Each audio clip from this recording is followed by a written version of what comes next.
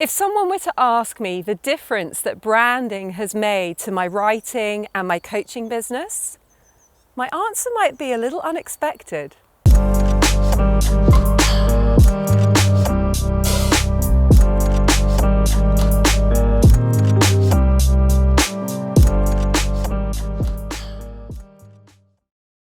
When I used to think about my career as a freelancer, my thinking always got really tied up in this notion of success. But I didn't really have a benchmark for this desire. My parents measured it by having a stable job and income, yet I knew I didn't want this. That's why branding can be so life-changing. In a way, as I've explored my life as a writer and built a successful creative career, this has partly come about because of a need to develop a brand for myself. So there I was, my parents telling me I should get a proper job, and me trying to figure out how to make a living as a creative person. I had a desire for success, but the shape or form of that desire wasn't clear.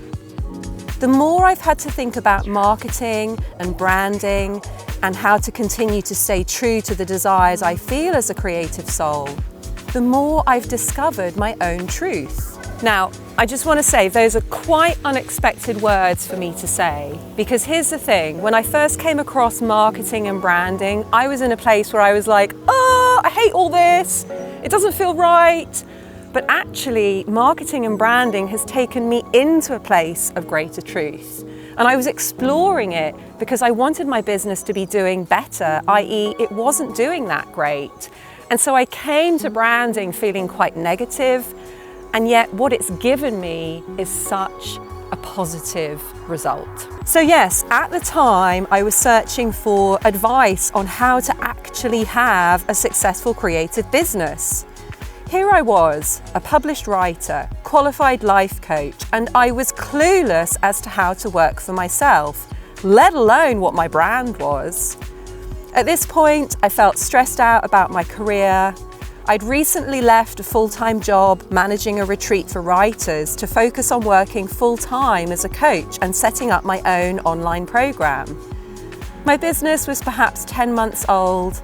I had a few clients, but I often felt scared that one day I wouldn't have any new ones. While there was something a little nonsensical and overdramatic about this fear, I couldn't deny the way that it stressed me out. So I began to investigate branding as a way to continue to develop my online marketing skills. This seemed like a sensible response to my concerns, even though a part of me felt they were irrational. I was inspired to think of myself as more than a brand, and also to understand that a brand isn't just a quirky logo and the services that I offer. For me, when we truly come to brand ourselves, what happens is we tap in and we tune into that gut feeling of why we do what we do.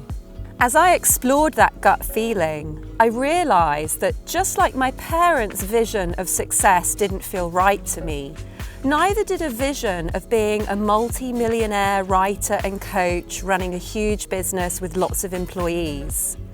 I was a little bit like Goldilocks, and having experienced too small and too big, I was seeking the just right and following my gut. For me, whenever I realise that I'm seeking something and that I'm in need of a powerful answer, I come to the forest. I like to imagine myself a tree goddess, birthed by one tree but daughter to all. There's something about this vision that literally shakes my ribs and sends a ripple from my solar plexus to my throat. When I'm in the forest, I feel this inner door within me burst open. As soon as I start to feel the tree's frequency, it becomes clear that my business and my soul are connected. It's been under the guidance of the forest that I have discovered the more work I do around branding, the more my work feels calm, creative, and free, and that this was the success I had been searching for. The world is evolving. People are waking up. You are surrounded by conscious consumers. Your brand will signal to them and it will open their hearts because it will show them that you are creating from your heart. This is why branding has made such an unexpected difference to me. It has enabled me to feel calm, creative, and free. I'm communicating with the people who matter to me, and my business simply feels like a lovely beacon that allows me to do that. And now I'd love to hear from you.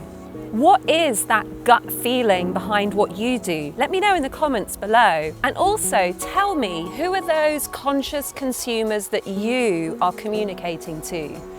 And if you are struggling to build an audience around what you do, then you might want to check into the Social Sanctuary. It's basically my online spa for all of your social media woes. You'll find out more below.